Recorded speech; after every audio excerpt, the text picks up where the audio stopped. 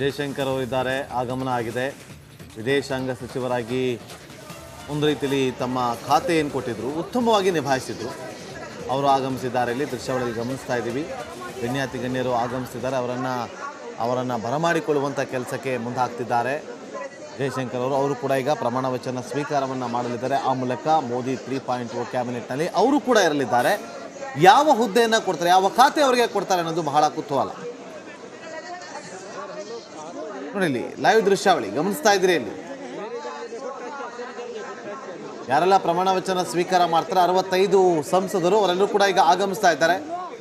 Karnataka ಭವನದಿಂದ, ದೆಹಲಿಯಲ್ಲಿರುವಂಥ Karnataka ಭವನದಿಂದ V Somanna ಅವರು ಕೆಲವೇ ಕ್ಷಣಗಳ ಹಿಂದೆ ಅಷ್ಟೇ ತೆರಳಿದ್ದಾರೆ. ರಾಷ್ಟ್ರಪತಿ ಭವನದತ್ತ ಆಗಮಿಸ್ತಾ ಇದ್ದಾರೆ. 65 ಮಂದಿ ಸಂಸದರು ಪ್ರಮಾಣ ವಚನ ಸ್ವೀಕಾರವನ್ನು ಮಾಡಲಿದ್ದಾರೆ. ಅವರಲ್ಲಿ ಕ್ಯಾಬಿನೆಟ್ ದರ್ಜೆಗೆ ಎಷ್ಟು ಜನ ಹೋಗ್ತಾರೆ, ಸ್ವತಂತ್ರ ಖಾತೆಗೆ ಎಷ್ಟು ಜನ ಹೋಗ್ತಾರೆ, ರಾಜ್ಯ ಖಾತೆ ಎಷ್ಟು ಜನ ನಿಭಾಯಿಸ್ತಾರೆ ಅನ್ನೋದು ಕುತೂಹಲ. ಯಾರಿಗೆ ಯಾವ ಖಾತೆ ಅನ್ನೋದು ನಾಳೆ ಗೊತ್ತಾಗಲಿದೆ. ಅದು ನಾಳೆ ಘೋಷಣೆ ಮಾಡಲಿದೆ ಅನ್ನುವ ಮಾಹಿತಿ ಕೂಡ ಇದೆ. ಅಲ್ಲಿ ಗಮನಿಸ್ತಾ ಇದ್ದೀವಿ, ಎಲ್ಲರೂ ಬಂದಲ್ಲಿ ಸೆಲ್ಫಿಯನ್ನು ಕೂಡ ತೆಗೆದುಕೊಳ್ತಿದ್ದಾರೆ. ಇವತ್ತು ರಾಷ್ಟ್ರಪತಿ ಭವನ ಏನಿದೆ ಅಷ್ಟೇ ಅಲ್ಲದೆ ದೆಹಲಿಯಲ್ಲಿ G20 ಶೃಂಗಸಭೆಯಲ್ಲಿ ತೆಗೆದುಕೊಂಡಂತಹ ಭದ್ರತೆಯ ಮಾದರಿಯಲ್ಲಿ ಈ ಬಾರಿಯೂ ಕೂಡ ಭದ್ರತೆಯನ್ನು ತೆಗೆದುಕೊಳ್ಳಲಾಗಿದೆ. ಅಂದರೆ G20 ಶೃಂಗಸಭೆಯ ಭದ್ರತೆ ಮಾದರಿಯಲ್ಲಿ ಇವತ್ತು ಭದ್ರತೆಯನ್ನು ನಿಯೋಜನೆ ಮಾಡಲಾಗಿದೆ. ಯಾವುದೇ ರೀತಿಯಾದಂಥ ಅಹಿತಕರ ಘಟನೆಗಳಾಗಬಾರದು ಅನ್ನೋ ಕಾರಣಕ್ಕೋಸ್ಕರ ಹೆಚ್ಚಿನ ಭದ್ರತೆಯನ್ನು ಕೂಡ ಮಾಡಿಕೊಳ್ಳಲಾಗಿದೆ. ದೆಹಲಿಯಾದ್ಯಂತ ಹೆಚ್ಚಿನ ಭದ್ರತೆ, ಅದರ ಜೊತೆಯಲ್ಲೂ ರಾಷ್ಟ್ರಪತಿ ಭವನದಲ್ಲಿ 3 ಲೇಯರ್ ಸೆಕ್ಯೂರಿಟಿ ಸಿಸ್ಟಮನ್ನು ನಿಯೋಜನೆ ಮಾಡಲಾಗಿದೆ. ಆಲ್ರೆಡಿ ಅಲ್ಲಿ ಗಣ್ಯರು ಆಗಮಿಸಿ, ಸಂಸದರು ಆಗಮಿಸಿದ್ದಾರೆ, ಕೂತಿದ್ದಾರೆ. 65 ಸಂಸದರಿಗೆ ಆಸನದ ವ್ಯವಸ್ಥೆಯನ್ನು ವೇದಿಕೆಯ ಮೇಲೆ ಸಿದ್ಧಪಡಿಸಲಾಗಿದೆ. ಅಲ್ಲಿಗೆ ಎಲ್ಲರೂ ಕೂಡ ಆಗಮಿಸ್ತಾರೆ. ಯಾರೆಲ್ಲ ಪ್ರಮಾಣ ವಚನ ಸ್ವೀಕಾರ ಮಾಡ್ತಾರಲ್ಲ ಅವರೆಲ್ಲರೂ ಕೂಡ ಅಲ್ಲಿ ಕಾಣಿಸ್ತಾ ಇದೆಯಲ್ಲ ಚೇರ್ಗಳು, ಅದೇ ಒಂದು ಕುರ್ಚಿಯಲ್ಲಿ ಅವರು ಆಸೀನರಾಗ್ತಾರೆ.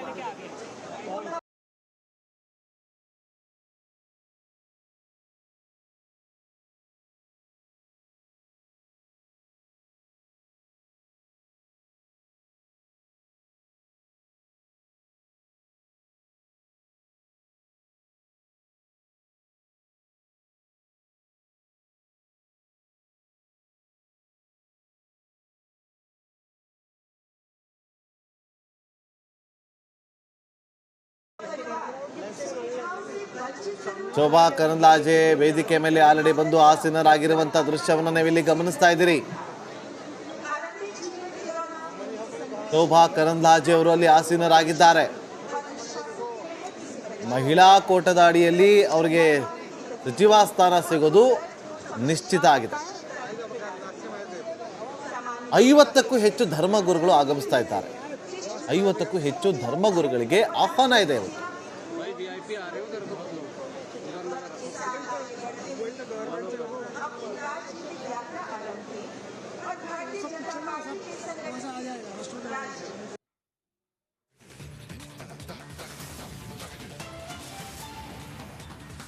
ಒಂದು ಗಂಟೆ 12 ನಿಮಿಷ ಬಾಕಿ ಇದೆ. ಕೌಂಟ್ ಡೌನ್ ಶುರುವಾಗಿದೆ. 7 ಗಂಟೆ 15 ನಿಮಿಷಕ್ಕೆ ಸರಿಯಾಗಿ ಪ್ರಮಾಣ ವಚನ ಸ್ವೀಕಾರವನ್ನು ಮಾಡಲಿದ್ದಾರೆ ನರೇಂದ್ರ ಮೋದಿ ಅವರು. ಆ ಮೂಲಕ ದೇಶದಲ್ಲಿ ನಮೋಶಕ್ಕೆ ಶುರುವಾಗಲಿದೆ. ಬ್ರೇಕಿಂಗ್ ಅಪ್ಡೇಟ್ ಬರ್ತಾ ಇದೆ. ನರೇಂದ್ರ ಮೋದಿ ಪದಗ್ರಹಣಕ್ಕೆ 1 ಗಂಟೆ 15 ನಿಮಿಷ ಮಾತ್ರ ಬಾಕಿ. ಕೆಲವೇ ಕ್ಷಣಗಳಲ್ಲಿ ನರೇಂದ್ರ ಮೋದಿ 3.0 ಯುಗಾರಂಭ ಆಗತ್ತೆ. ರಾಷ್ಟ್ರಪತಿ ಭವನದ ಆವರಣದಲ್ಲಿ ಪ್ರಮಾಣ ವಚನಕ್ಕೆ ಸಕಲ ಸಿದ್ಧತೆಗಳನ್ನು ಮಾಡಿಕೊಳ್ಳಲಾಗಿದೆ. 7:15ರಿಂದ 8ರವರೆಗೆ ಅಂದರೆ 45 ನಿಮಿಷ ಮೋದಿ ಆ್ಯಂಡ್ ಟೀಮ್ ಪ್ರಮಾಣ ವಚನ ಸ್ವೀಕರಿಸಲಿದ್ದಾರೆ. ಸಚಿವರಾಗಿ 65 ಜನ ಸಂಸದರು ಪ್ರಮಾಣ ವಚನ ಸ್ವೀಕರಿಸಲಿದ್ದಾರೆ. ರಾಷ್ಟ್ರಪತಿ ಭವನದತ್ತ ಅತಿಥಿಗಳೆಲ್ಲ ಬರ್ತಾ ಇರೋದು. ಸುಮಾರು 8,000 ಜನ ಗೆಸ್ಟ್ಗಳಿದ್ದಾರೆ, ಆಸೀನರಾಗ್ತಾ ಇದ್ದಾರೆ. ದೇಶ ವಿದೇಶಗಳ ಗಣ್ಯಾತಿ ಗಣ್ಯರು. ವೀಕ್ಷಕರೇ, ರಿಪಬ್ಲಿಕ್ ಕನ್ನಡ ತೆರೆ ಮೇಲೆ ನೀವು ಇದನ್ನು ನೋಡ್ತಾ ಇದ್ದೀರಿ. ನೇರ ಪ್ರಸಾರದ ದೃಶ್ಯಗಳನ್ನು ನೋಡ್ತಾ ಇದ್ದೀರಿ. ಮೋದಿ 3.0ಗೆ ಶುಭಾಶಯ ಕೋರಿ ಈ ನೇರ ಪ್ರಸಾರದ ದೃಶ್ಯಗಳನ್ನ ನೋಡ್ತಾ ಇದ್ದೀರಿ. ಎಷ್ಟೊಂದು ಜನ ಅಲ್ಲಿ ಅಭಿಮಾನಿಗಳು ಕೂಡ ಬಂದಿದ್ದಾರೆ, ಮೋದಿ ಅಭಿಮಾನಿಗಳು ಕೂಡ ಬಂದಿದ್ದಾರೆ. ಹಾಗೆಯೇ ಬೇರೆ ಬೇರೆ ವರ್ಗಗಳಿಂದ ಆಹ್ವಾನಿತರು, ಅಂದರೆ ಇದರಲ್ಲಿ ಸೆಂಟ್ರಲ್ ವಿಸ್ತಾ ಕಟ್ಟಡ ಕಟ್ಟಿದಂತಹ ಕಾರ್ಮಿಕರನ್ನ ಈ ಕಾರ್ಯಕ್ರಮಕ್ಕೆ ಆಹ್ವಾನಿಸಲಾಗಿದೆ. ಹಾಗೆಯೇ ತೃತೀಯ ಲಿಂಗಿಗಳನ್ನ ಈ ಕಾರ್ಯಕ್ರಮಕ್ಕೆ ಆಹ್ವಾನಿಸಲಾಗಿದೆ. ಹೀಗೆ ಸಮಾಜದ ಬೇರೆ ಬೇರೆ ವರ್ಗಗಳಿಂದ ವಿಶೇಷವಾಗಿ ಆಹ್ವಾನಿತರಾದಂತಹ ಅನೇಕ ಅತಿಥಿಗಳು ಇದರಲ್ಲಿ ಇದ್ದಾರೆ. 8,000 ಜನದಲ್ಲಿ ಸಮಾಜದ ಎಲ್ಲ ವರ್ಗದ, ಭಾರತದ ಎಲ್ಲ ಪ್ರಾಂತ್ಯದ, ಹಾಗೆಯೇ ಪ್ರಪಂಚದಾದ್ಯಂತ ವಿವಿಧ ದೇಶಗಳಿಂದ ಬಂದಿರತಕ್ಕಂಥ ಜನ ಇದ್ದಾರೆ. 65 ಸಂಸದರು ಯಾರು ಅನ್ನುವಂಥದ್ದು ಈ ಕ್ಷಣದಲ್ಲಿ, ಇನ್ನೇನು ಕೆಲವೇ ಕ್ಷಣದಲ್ಲಿ ಗೊತ್ತಾಗತ್ತೆ. ಯಾರಿಗೆ ಯಾವ ಖಾತೆ, ಹೇಗಿರುತ್ತೆ ಮೋದಿ ಸರ್ಕಾರ ಅನ್ನುವಂಥದ್ದು ಮಾತ್ರ ನಾಳೆ ಗೊತ್ತಾಗತ್ತೆ. ಈಗ ಅಧಿಕೃತವಾಗಿ ಸರ್ಕಾರ ಅಸ್ತಿತ್ವಕ್ಕೆ ಬರುವಂತಹ ಒಂದು ಕ್ಷಣ. ಬೆಳಿಗ್ಗೆ ಮುಹೂರ್ತ ಎಲ್ಲ ನೀಟಾಗಿ ನೋಡಿಸಿ ಈ ಒಂದು ಇವತ್ತಿನ 7 ಗಂಟೆ 15 ನಿಮಿಷ ಏನಿದೆ, ಸಾಯಂಕಾಲ 7 ಗಂಟೆ 15 ನಿಮಿಷ ಆ ಹೊತ್ತಿಗೇನೆ ಪದಗ್ರಹಣ ಕಾರ್ಯಕ್ರಮ ರಾಷ್ಟ್ರಪತಿ ಭವನದ ಹೊರಾಂಗಣದಲ್ಲಿ ನಡೀತಾ ಇರ್ತಕ್ಕಂಥದ್ದು. ಸೊ ಹೇಗಿತ್ತು ಅಂತ ನಾವು ನೋಡಿದ್ರೆ, ಕಳೆದ 2 ಅವಧಿಯಲ್ಲಿ ಮೋದಿ ಸರ್ಕಾರ ಯಾವ ರೀತಿಯಲ್ಲಿ ಇತ್ತು ಅಂತ ನಾವು ನೋಡಿದ್ರೆ, ಅದರಲ್ಲಿ ಒಂದು ದಕ್ಷತೆಯನ್ನು, ಆಡಳಿತದಲ್ಲಿ ದಕ್ಷತೆಯನ್ನು ತರುವಂಥ ಸಕಲ ಪ್ರಯತ್ನಗಳನ್ನು ಮಾಡಲಾಯಿತು. ಭ್ರಷ್ಟಾಚಾರ ನಿರ್ಮೂಲನೆಯ ಸಕಲ ಪ್ರಯತ್ನಗಳು ಕಂಡು ಬಂದವು. ಹೊಸ ಹೊಸ ಯೋಜನೆಗಳನ್ನು ತರುವಂತಹ ಪ್ರಯತ್ನಗಳು ಕಂಡು ಬಂದವು. ಅದು ಉಜ್ವಲ ಯೋಜನೆ ಇರಬಹುದು, ಅಥವಾ ಪ್ರಧಾನ ಮಂತ್ರಿ ಕಿಸಾನ್ ಸಮ್ಮಾನ್ ಯೋಜನೆ ಇರಬಹುದು, ಅಥವಾ ಡಿಮಾನಿಟೈಸೇಷನ್ ಅಂತ ಒಂದು ಬೃಹತ್ ಹೆಜ್ಜೆ, ದಿಟ್ಟ ಹೆಜ್ಜೆ ಇಟ್ಟಂಥದ್ದು ಇರಬಹುದು. ಹೀಗೆ ನೂರಾರು ಲಾಂಗ್ ಟರ್ಮ್ ಅಂದರೆ ದೂರಗಾಮಿ ದೃಷ್ಟಿಕೋನವನ್ನು ಇಟ್ಟುಕೊಂಡು ನೂರಾರು ಯೋಜನೆಗಳನ್ನು ತರಲಾಯಿತು. ಅದ್ರ ಜೊತೆಗೆ ತ್ರಿವಳಿ ತಲಾಖ್ನಂಥದ್ದನ್ನು ರದ್ದು ಮಾಡಿದಂಥದ್ದು ಇರಬಹುದು, ಅಥವಾ CAA ಜಾರಿ ಕಡೆ ಕ್ಷಣದಲ್ಲಿ, ಈ ಸಾರಿ 2ನೇ ಅವಧಿಯ ಕಡೆ ಕ್ಷಣದಲ್ಲಿ ಆದಂಥದ್ದು CAA ಜಾರಿ ಆದಂಥದ್ದಿರಬಹುದು. ಹೀಗೆ ಅನೇಕ ವಿಚಾರಗಳು ಮೋದಿ ಅವರ 2 ಅವಧಿಯ ಆಡಳಿತದಲ್ಲಿ ಕಂಡು ಬಂದವು. ಈಗ 3ನೇ ಅವಧಿ ಹೇಗಿರಲಿದೆ? ಪ್ರಧಾನಿ ಮೋದಿ ಆಡಳಿತ ವಿಶ್ವದ ಅತಿ ದೊಡ್ಡ ಪ್ರಜಾಪ್ರಭುತ್ವದಲ್ಲಿ ಇವತ್ತೊಂದು ಐತಿಹಾಸಿಕ ವಿದ್ಯಮಾನ ನಡೆಯಲಿದೆ.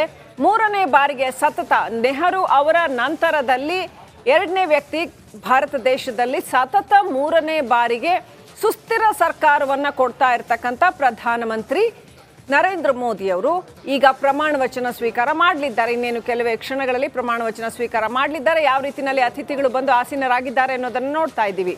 ನಾನು ಅವರ ಈ ಹಿಂದಿನ 2 ಅವಧಿಗಳ ಬಗ್ಗೆ ಮಾತನಾಡ್ತಾ ಇದ್ದೆ. ಆ 2 ಅವಧಿಗಳು ಹೇಗಿದ್ವಲ್ಲ, 3ನೇ ಅವಧಿ ಹೇಗಿರುತ್ತೆ ಅನ್ನುವಂಥದ್ದು ಬಹಳ ನಿರೀಕ್ಷಿತವಾದಂಥ ಬಹುಚರ್ಚಿತ ವಿಷಯ. ಈ ಕ್ಷಣಕ್ಕೆ ಬರೋದಾದರೆ 3ನೇ ಅವಧಿ ಮೋದಿ 3.0 ಹೇಗಿರುತ್ತೆ ಅನ್ನುವಂಥದ್ದು ಸಾಕಷ್ಟು ಐತಿಹಾಸಿಕ ಹೆಜ್ಜೆಗಳನ್ನು ಇಟ್ಟರು ಅವರು. ಕೇವಲ ಭಾರತದೊಳಗೆ ಮಾತ್ರವಲ್ಲ, ಅಂತರ್ದೇಶೀಯ ವ್ಯವಹಾರಗಳಲ್ಲೂ ಕೂಡ ಐತಿಹಾಸಿಕ ನಿರ್ಧಾರಗಳನ್ನು ಕೈಗೊಳ್ಳಲಾಯಿತು. ಅದು ಇಸ್ರೇಲ್ ಜೊತೆಗಿರಬಹುದು, ಅಥವಾ ಈ ರಷ್ಯಾ ಮತ್ತು ಉಕ್ರೇನ್ ಯುದ್ಧದ ಸಂದರ್ಭದಲ್ಲಿ ಇರಬಹುದು, ಅಥವಾ ಇತ್ತೀಚೆಗೆ ಬೇರೆ ಬೇರೆ ದೇಶಗಳೊಂದಿಗೆ, ಮಾರಿಷಸ್ನೊಂದಿಗೆ ಇರುವಂಥ ಒಂದು ಸಂಬಂಧವನ್ನು ಯಾವ ರೀತಿಯಲ್ಲಿ ಒಂದು ಗಟ್ಟಿ ನಿರ್ಧಾರದ ಹೆಜ್ಜೆಗಳನ್ನು ಇಡುವಂಥದ್ದು, ಇದೆಲ್ಲವನ್ನು ನಾವು ನೋಡಿದ್ದೇವೆ. ಹಾಗಾದರೆ ಮೋದಿ 3.0 ಹೇಗಿರಬಹುದು? ನಿರ್ಮಲಾ ಸೀತಾರಾಮನ್ ಆಗಮಿಸ್ತಾ ಇದ್ದಾರೆ, ನೋಡ್ತಾ ಇದ್ದೀರಿ ವೀಕ್ಷಕರೇ. ಅಲ್ಲಿ ಇನ್ನೇನು ಕೆಲವೇ ಕ್ಷಣಗಳಲ್ಲಿ ಪದಗ್ರಹಣ ಸಮಾರಂಭ ಆಗ್ತಾ ಇದೆ. ನಿರ್ಮಲಾ ಸೀತಾರಾಮನ್ ಬಂದಿರತಕ್ಕಂಥದ್ದು ಬೇರೆ ಬೇರೆ ಅತಿಥಿಗಳನ್ನು ಮಾತನಾಡಿಸ್ತಾ ಇದ್ದಾರೆ. ಬೇರೆ ಬೇರೆ ಪ್ರದೇಶಗಳಿಂದ ಬಂದಿರತಕ್ಕಂಥ ಅತಿಥಿಗಳನ್ನು ಮಾತನಾಡಿಸ್ತಾ ಇದ್ದಾರೆ. ಆಲ್ರೆಡಿ ಜಯಶಂಕರ್ ನಿಂತ್ಕೊಂಡು ಅಲ್ಲಿ ವಿದೇಶಿ ಗಣ್ಯರುಗಳು ಯಾರೆಲ್ಲ ಬಂದಿದ್ದಾರೆ ಅವರನ್ನು ಕೂಡ ವೆಲ್ಕಮ್ ಮಾಡ್ತಾ ಇದ್ದಿದ್ದನ್ನು ನಾವು ನೋಡಿದ್ವಿ. ಸರ್ಕಾರದ ಈ ಹಿಂದಿನ ಆಧಾರ ಸ್ತಂಭಗಳು ಯಾರೆಲ್ಲ ಇದ್ದಾರೆ ಅವರಲ್ಲಿ ಹೆಚ್ಚಿನವರು ಇರ್ತಾರೆ ಅನ್ನುವಂಥದ್ದು, ಯಾರೆಲ್ಲ ಎಲೆಕ್ಷನ್ ಸೋತಿದ್ದಾರೆ ಅವ್ರು ಮಾತ್ರ ಇರೋದಿಲ್ಲ ಅನ್ನುವಂಥದ್ದು ನೋಡ್ತಾ ಇದ್ದೀವಿ. ಒಟ್ಟಾರೆ ಒಂದು ಈ ಇಡೀ ಕ್ಯಾಬಿನೆಟ್ ಹೇಗಿರುತ್ತಪ್ಪ ಅನ್ನೋ ಕುತೂಹಲ ಕೂಡ ಇದೆ. 3.0 ಹೇಗಿರುತ್ತೆ ಮೋದಿ 3.0 ಅಂತ ಹೇಳ್ತಾ ಇದ್ದೆ. ಒಂದು ಅಂಶವನ್ನ ಗಮನಿಸಬಹುದಾದ್ದು ಏನಂತಂದ್ರೆ ನೈರಂತರ್ಯ ಅಂತ ಹೇಳಬಹುದು. ಅದು ಅಂದ್ರೆ ಅವ್ರು ತುಂಬಾ ಡ್ರಾಸ್ಟಿಕ್ ಚೇಂಜಸ್ ಏನೂ ಮಾಡೋದಿಲ್ಲ. ಪದೇ ಪದೇ ಅಧಿಕಾರಿಗಳನ್ನ ಬದಲಾಯಿಸೋದಾಗ್ಲಿ ಅಥವಾ ಅಜೆಂಡಾವನ್ನ ಬದಲಾಯಿಸೋದಾಗ್ಲಿ ಇಂಥದ್ದು ಯಾವುದನ್ನು ಮಾಡಿದ್ದನ್ನ ನಾವು ಕಾಣೋದಿಲ್ಲ. ಅದನ್ನ ಕಂಟಿನ್ಯೂ ಮಾಡ್ಕೊಂಡು ಹೋಗ್ತಾರೆ. ಏನೇ ಇದ್ರು ಆ ಕಂಟಿನ್ಯೂಟಿ ಇದೆ ಅಲ್ಲ, ಅದು ಮೋದಿ ಸರ್ಕಾರದ ವಿಶೇಷತೆ ಅಂತ. ಈ ಅಡ್ಮಿನಿಸ್ಟ್ರೇಟಿವ್ ವಲಯಗಳಲ್ಲಿ, ನೀವು ದೆಹಲಿಯ ಅಡ್ಮಿನಿಸ್ಟ್ರೇಟಿವ್ ವಲಯಗಳಲ್ಲಿ ಮಾತನಾಡಿದ್ರೆ ಗೊತ್ತಾಗುವಂಥ ಒಂದು ಅಂಶ ಇದು. ಏನಂತಂದ್ರೆ ಒಂದು ಯೋಜನೆ ತಂದ್ರು ಅಂತಂದ್ರೆ ಅದನ್ನ ಸುಸ್ಥಿರವಾಗಿ ಕಂಟಿನ್ಯೂ ಮಾಡ್ಕೊಂಡು ಹೋಗ್ತಾರೆ ಅನ್ನುವಂಥದ್ದು. ನಿರ್ಮಲಾ ಸೀತಾರಾಮನ್ ಆಗಮಿಸ್ತಾ ಇದ್ದಾರೆ ವೇದಿಕೆಗೆ. ಇನ್ನೇನು ಕೆಲವೇ ಕ್ಷಣಗಳಲ್ಲಿ ಪ್ರಮಾಣ ವಚನ ಸ್ವೀಕಾರ ಸಮಾರಂಭ ನಡೆಯುತ್ತೆ. ಈ 65 ಜನ ಸಂಸದರ ಒಂದು ಟೀಮ್ ಮೋದಿ ಟೀಮ್ 3.0 ಹೇಗಿರತ್ತೆ ಅನ್ನುವಂಥ ಕುತೂಹಲ ಇದೆ. ಯಾಕಂತಂದ್ರೆ ಮೊದಲ ಅವಧಿಯ ಟೀಮ್ ಹೇಗಿತ್ತು, ಅದರ ನಂತರದಲ್ಲಿ 2ನೇ ಅವಧಿಯ ಟೀಮ್ ಇದೆಯಲ್ಲ, ಅದು ಬಹಳ ವಿಶೇಷವಾಗಿತ್ತು. ಉದಾಹರಣೆಗೆ ಈಗ ಒಬ್ಬ ಜೈಶಂಕರ್ ಅಂತ ಒಬ್ಬ ಅಧಿಕಾರಿ, ಹಿ ವಾಸ್ ಅ ಡಿಪ್ಲೊಮ್ಯಾಟ್, ಅವರನ್ನ ಸಚಿವ ಸಂಪುಟಕ್ಕೆ ತಗೊಳ್ಳುವಂಥ ಒಂದು ನಿರ್ಧಾರ. ಅಶ್ವಿನ್ ವೈಷ್ಣವ್ ಅಂತ ಒಬ್ಬ ವ್ಯಕ್ತಿಯನ್ನ ಸಚಿವ ಸಂಪುಟಕ್ಕೆ, ದೇವಿ ಶೆಟ್ಟಿ ಹೋಗ್ತಾ ಇದ್ದಾರೆ ನೋಡಿ, ವಿಶೇಷವಾಗಿ ಆಹ್ವಾನಿತರು ಡಾಕ್ಟರ್ ದೇವಿ ಶೆಟ್ಟಿ ಕಾಣಿಸ್ತಾ ಇದ್ದಾರೆ ತೆರೆಯ ಮೇಲೆ. ಆ ಒಂದು ಸಮಾರಂಭಕ್ಕೆ ವಿಶೇಷವಾಗಿ ಅವರನ್ನ ಆಹ್ವಾನ ಮಾಡಲಾಗಿದೆ. ಕರ್ನಾಟಕದಿಂದ ದೇವಿ ಶೆಟ್ಟಿ ಕೂಡ ತೆರಳಿದ್ದಾರೆ. ಹೇಗಿರಲಿದೆ ಈ ಒಂದು ಟೀಮ್ ಮೋದಿ ಟೀಮ್ 3.0 ಹೇಗಿರಲಿದೆ ಅನ್ನುವಂಥದ್ದು ರೈಟ್. ದೇವಿ ಶೆಟ್ಟಿ ಅಲ್ಲಿ ಗಣ್ಯರನ್ನ ಮಾತನಾಡಿಸ್ತಾ ಇರುವಂಥದ್ದು. ಕರ್ನಾಟಕದ ಮುಖಗಳು ಕಂಡಾಗ, ಜಗತ್ತಿನಾದ್ಯಂತ ಕರ್ನಾಟಕದ ಹೆಸರನ್ನ ಬೆಳಗಿಸಿದಂತಹ ವ್ಯಕ್ತಿಗಳು ಕಂಡಾಗ ಖಂಡಿತವಾಗ್ಲೂ ಸಂತೋಷ ಆಗುತ್ತೆ. ಅಂಥವ್ರನ್ನ ಗೌರವಿಸೋದು ಸರ್ಕಾರದ ಕರ್ತವ್ಯ. ಅಂಥ ಕೆಲಸವನ್ನ ಮೋದಿ ಮಾಡ್ತಾ ಇದ್ದಾರೆ ಅನ್ನೋದು ಸಂತೋಷ.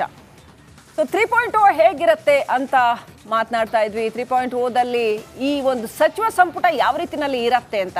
ವಿಶೇಷ ಅಂದ್ರೆ ವೀಕ್ಷಕರೇ, ಈ ಸಾರಿ ಸಚಿವ ಸಂಪುಟದಲ್ಲಿ ಮುಖ್ಯಮಂತ್ರಿಗಳನ್ನು ಅಂದ್ರೆ ಮಾಜಿ ಮುಖ್ಯಮಂತ್ರಿಗಳನ್ನು ಕೂಡ ಕೇಂದ್ರ ಸಚಿವರುಗಳನ್ನಾಗಿ ತೆಗೆದುಕೊಳ್ಳಲಾಗಿದೆ. ಉದಾಹರಣೆಗೆ HD ಕುಮಾರಸ್ವಾಮಿ ಅವರು ಇದ್ದಾರೆ. ಹಾಗೇನೆ ಈಶಾನ್ಯ ರಾಜ್ಯಗಳ ಮುಖ್ಯಮಂತ್ರಿಯೊಬ್ಬರು, ಮಾಜಿ ಮುಖ್ಯಮಂತ್ರಿಯೊಬ್ಬರು ಕೂಡ ಇದ್ದಾರೆ.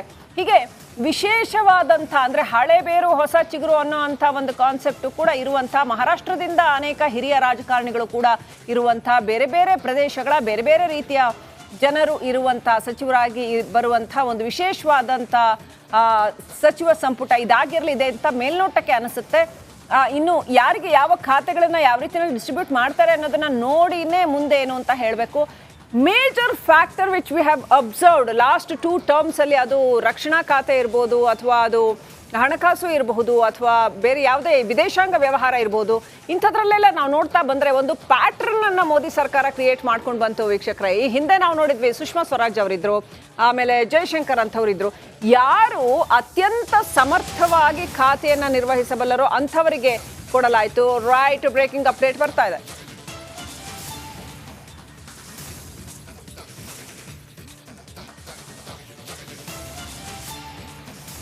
ದೇಶ ವಿದೇಶದಿಂದ ಗಣ್ಯಾತಿ ಗಣ್ಯರೆಲ್ಲರೂ ಕೂಡ ಆಗಮಿಸಿದ್ದಾರೆ. ಮೋದಿ ಪದಗ್ರಹಣ ಕಾರ್ಯಕ್ರಮದಲ್ಲಿ ಜನಸಾಗರವೇ ಹರಿದು ಬರ್ತಾ ಇದೆ. 8,000ಕ್ಕಿಂತ ಹೆಚ್ಚು ಗಣ್ಯಾತಿ ಗಣ್ಯರು ನಮೋ ಪಟ್ಟಾಭಿಷೇಕ ಕಾರ್ಯಕ್ರಮದಲ್ಲಿ ಪಾಲ್ಗೊಳ್ಳಲಿದ್ದಾರೆ.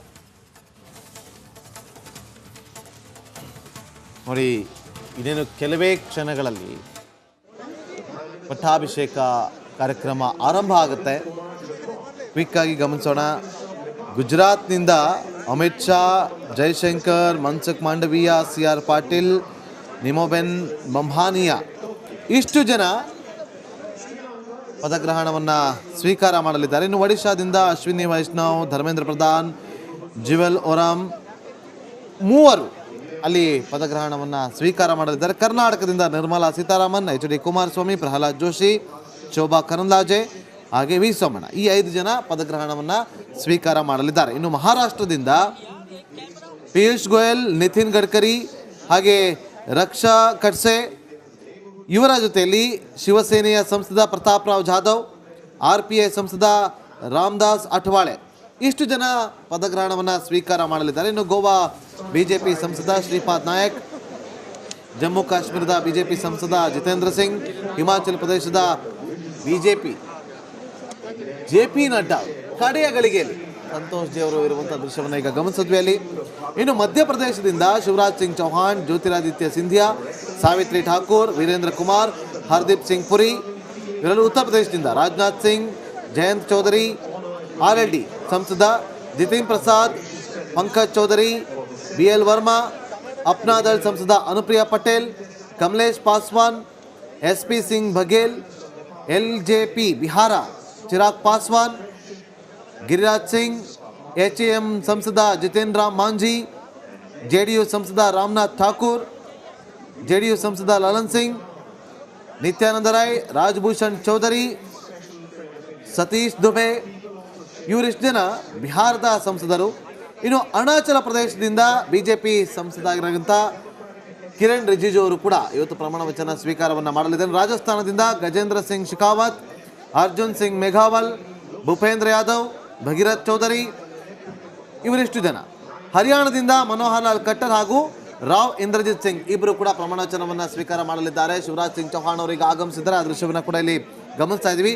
ಕೇರಳದಿಂದ ಸುರೇಶ್ ಗೋಪಿ ಖಾತೆಯನ್ನು ತೆರೆದಂಥ BJPಗೆ ಕೇರಳದಲ್ಲಿ ಕಾರಣಕರ್ತ ಯಾರು ಅಂತಂದರೆ ಅದು ಸುರೇಶ್ ಗೋಪಿ. ಇನ್ನು ತೆಲಂಗಾಣದಿಂದ ಕಿಶನ್ ರೆಡ್ಡಿ, ಬಂಡಿ ಸಂಜಯ್ ಕುಮಾರ್, ತಮಿಳುನಾಡಿನಿಂದ ಎಲ್ ಮುರುಗನ್, ಜಾರ್ಖಂಡ್ನಿಂದ AJSU ಸಂಸದ ಚಂದ್ರಶೇಖರ್ ಚೌಧರಿ, BJP ಸಂಸದೆ ಅನ್ನಪೂರ್ಣ ದೇವಿ, ಆಂಧ್ರ ಪ್ರದೇಶದಿಂದ TDP ಸಂಸದ ಚಂದ್ರಶೇಖರ್ ಪೆಮ್ಮಸಾನಿ, TDP ಸಂಸದ ರಾಮ್ ಮೋಹನ್ ನಾಯ್ಡು, BJP ಸಂಸದ ಶ್ರೀನಿವಾಸ್ ವರ್ಮಾ, ಪಶ್ಚಿಮ ಬಂಗಾಳದಿಂದ ಶಾಂತನು ಠಾಕೂರ್, ಸುಖಂತಾ ಮಜುಮ್ದಾರ್, ಪಂಜಾಬಿಂದ ರವನೀತ್ ಸಿಂಗ್ ಬಿಟ್ಟು, ಅಸ್ಸಾಂನಿಂದ ಸರ್ಬಾನಂದ ಸೋನೋವಾಲಾ, ಪವಿತ್ರ ಮಾರ್ಗರಿಟಾ, ಉತ್ತರಾಖಂಡದ ಅಜಯ್ ತಮ್ಚಾ ಮತ್ತು ದಿಲ್ಲಿಯಿಂದ ಹರ್ಷ ಮಲ್ಹೋತ್ರಾ 65 ಜನ ಸಂಸದರು ಪದಗ್ರಹಣವನ್ನ ಸ್ವೀಕಾರ